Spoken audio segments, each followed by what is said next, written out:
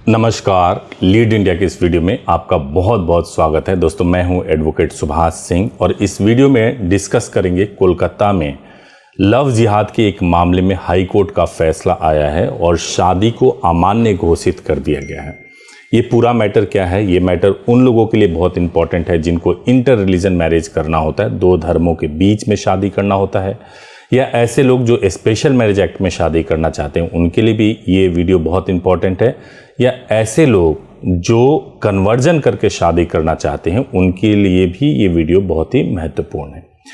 देखिए, Kolkata high court का एक फैसला है, वो भी डिवीज़न बेंच का फैसला है। कोलकाता हाई कोर्ट ने कहा है कि जो शादी हुई है वो पूरी तरह से अमान्य है और जो युवती और युवक को सेपरेट कर दिया है, अलग कर दिया है, दोनों को अलग अलग रहने के लिए बोला है। युवती को यानी कि लड़की को युवक के साथ नहीं भेजा है, लड़के के साथ नहीं भेजा है। इसकी वजह क्या है? देखिए, आमतौर से जब कभी भी आपको मैरिज करनी होती है या कोर्ट मैरिज करनी होती है तो कई अलग अलग तरीके से प्रोसीजर एडॉप्ट करते हैं कपल। कई कपल ऐसे होते हैं जो बिल्कुल भी तैयारी नहीं करते और बहुत ही आखिरी मोमेंट पे जब वो घर से बाहर निकलते हैं, पेरेंट्स को विदाउट इन्फॉर्म किए हुए बाहर निकलते हैं, उस वक्त वो एडवोकेट सर्च करते हैं और जहाँ कहीं भी उनसे कोई इंटरेक्शन हो जाए, कम फीस में बात हो जाए या without any preparation, proper inquiry किए ही कहीं पर मैरिज करने के लिए चले जाते हैं। और ऐसे सिनेरियो में जो मैरिज कराने का जो प्रोसीजर है वो आप देखेंगे कि अलग अलग स्टेट में अलग अलग प्रोसीजर तो हैं ही, बल्कि अलग अलग ज़िलों में भी अलग अलग प्रैक्टिसेस हैं। और काफ़ी सारे लोग ऐसे हैं जो कि मैरिज के लीगल प्रोसेस को नहीं फॉलो करते हैं, कोर्ट मैरिज के या लव मैरिज के लीगल प्रोसेस को प्रॉपर नहीं फॉलो करते हैं। अगर हिंदू मैरिज की बात की जाए तो बहुत सारे ऐसे लोग हैं जो समझते हैं कि केवल मंदिर में शादी करा देने से शादी कंप्लीट हो जाती है।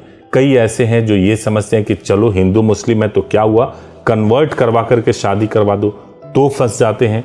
कई ऐसे हैं जो निकाह के मामले में भी प्रॉपरली ना निकाह करा करके केवल निकाह की खानापूर्ति करके समझते हैं कि शादी हो गई। तो ये सभी शादियां जो है बाद में जाकर के अमान्य हो जाती हैं, या फिर ऐसा भी हो जाता है कि कपल के ऊपर ही कोई मुकदमा रजिस्टर्ड हो जाता है। जिस कोलकाता हाई कोर्ट के मैं आदेश की बात कर रहा हूँ, स्क्रीन पे भी मैं दिखाता हूँ, इस आदेश को आप पूरा स्क्रीन पे देख सकते हैं। ये आप स्क्रीन पे देख रहे हैं, ये आदेश है जो कोलकाता हाई कोर्ट ने दिया है। इसमें बंदी प्रत्यक्षीकरण याचिका दायर किया गया था। बंदी प्रत्यक्षीकरण याचिका जो है वो लड़के की तरफ से दायर किया गया था, क्योंकि पहले लड़के ने क्या किया कि कन्वर्जन कराया लड़की का और उसके बाद से उन्होंने शादी कर लिया। मैं यहाँ पे धर्म डिस्क्लोज नहीं करने जा रहा हूँ कि कौन से धर्म से थे, लेकिन ये है कि दोनों अलग अलग धर्म से थे और लड़की का कन्वर्जन हुआ। कन्वर्जन होने के बाद से उन्होंने किसी खास रीति रिवाज से शादी कर लिया। जब उन्होंने शादी कर लिया उसके बाद से लड़की अपने घर चली गई, लड़का अपने घर चला गया। जब घर वालों को मालूम चला इस शादी के बारे में तो घर वालों ने लड़की को अपने पास में बंधक बना लिया। फिर लड़के के पास यह अधिकार था कि वो बंदी प्रत्यक्षीकरण यानी हैबियस कॉर्पस में जाए, और हैबियस कॉर्पस में जाकर के उसने हाई कोर्ट के सामने कहा कि उसकी वाइफ को कन्फाइंड किया गया है उसके ही पेरेंट्स के द्वारा। उस पर सुनवाई हुई। सुनवाई होने के बाद से कोर्ट ने इस मैटर को मेडिएशन सेंटर में भेज दिया और मेडिएशन सेंटर में जाकर के पूछताछ हुई। वहाँ पे दोनों पार्टीज आमने सामने बैठी।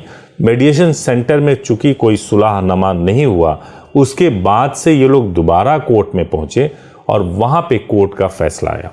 कोर्ट ने कहा कि आप भले ही बालिग हैं, लेकिन आपने जो कन्वर्जन करके शादी किया है ये पूरी तरह से गलत है, क्योंकि शादी के लिए कन्वर्जन करना कहीं से भी मान्य नहीं होता है।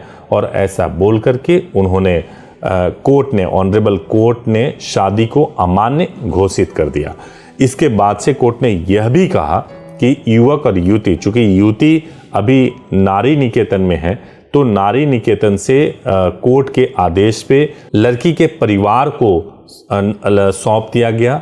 युवक के साथ में लड़की को नहीं भेजा गया और साथ में यह भी आदेश दिया गया कि अगर लड़की और लड़का चाहें तो वो कहीं और भी शादी कर सकते हैं, और अगर खुद से ही शादी करना है तो स्पेशल मैरिज एक्ट में शादी करें, तभी शादी मान्य होगी।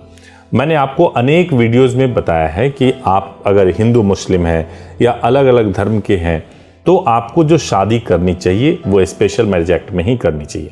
स्पेशल मैरिज एक्ट में शादी करने की जो सबसे बड़ी कठिनाई होती है वो ये होती है कि आप जहां रहते हो वहीं पर आप स्पेशल मैरिज एक्ट में शादी कर सकते हो, या लड़की जहां रहती है वहीं पे स्पेशल मैरिज एक्ट में शादी हो सकती है। हालांकि ज्यूरिसडिक्शन के लिए केवल आधार कार्ड को माना जाता है। तो अगर आपका आधार कार्ड किसी दूसरे प्लेस से भी है, जिस प्लेस से भी आपका आधार कार्ड होगा वहां से आप स्पेशल मैरिज एक्ट में शादी कर सकते हैं। मुंबई में अगर आप स्पेशल मैरिज एक्ट में शादी करते हैं तो एक सबसे बड़ी खास बात है कि स्पेशल मैरिज एक्ट में सब लोग जानते हैं कि आपको 2 बार अपीयर होना पड़ता है। यानी कि पहले आप अप्लाई करेंगे, उसके 30 दिन के बाद आपको दोबारा कोर्ट के सामने अपीयर होना पड़ेगा और उसके बाद से प्रोसेस कराना पड़ेगा। अब इसमें थोड़ी छूट मिल गई है। छूट ये मिल गई है, जो पहली बार जो अपीयरेंस थी वो आप ऑनलाइन भी एडवोकेट के माध्यम से कर सकते हैं, और सेकेंड टाइम में आपको अपने गवाहों के साथ में अपीयर होना होगा, यानी 30 दिन के बाद। तो फर्स्ट टाइम तो आप घर बैठ करके आप अपने शहर से ही ऑनलाइन प्रोसेस के थ्रू अपीयर हो सकते हैं। सेकेंड टाइम में जब आपको 30 दिन के बाद अपीयर होना होगा तब आप वहां जा करके आप प्रोसेस को कंप्लीट करके मैरिज को परफॉर्म कर सकते हैं और आपको सर्टिफिकेट स्पेशल मैरिज एक्ट में मिल सकता है। तो कभी भी जब आपको इंटर रिलीजन मैरिज करना हो तो आप सोच समझ के करिए। इंटर रिलीजन मैरिज कन्वर्जन करके तो हरगिज मत कीजिए, इससे आपको काफ़ी तकलीफ़ें होंगी। उम्मीद है कि आपको क्लियरिटी मिली होगी। अगर वीडियो अच्छा लगा हो तो ज़रूर लाइक कीजिए, चैनल को सब्सक्राइब कीजिए। और आजकल रील्स का दौर बहुत चल रहा है। रील्स पे जो इन्फॉर्मेशन मिलती है वो पूरी नहीं मिलती है। लॉन्ग वीडियोस देखिए, बहुत ज़रूरी है। और अगर आपको हमारी टीम से बात करना हो तो आप हमारे हेल्पलाइन नंबर 8800444555 पर कॉल कर सकते हैं और सुबह 9 बजे से लेकर शाम को 8 बजे तक बात कर सकते हैं। Thank you so much for watching this video. Thank you so much.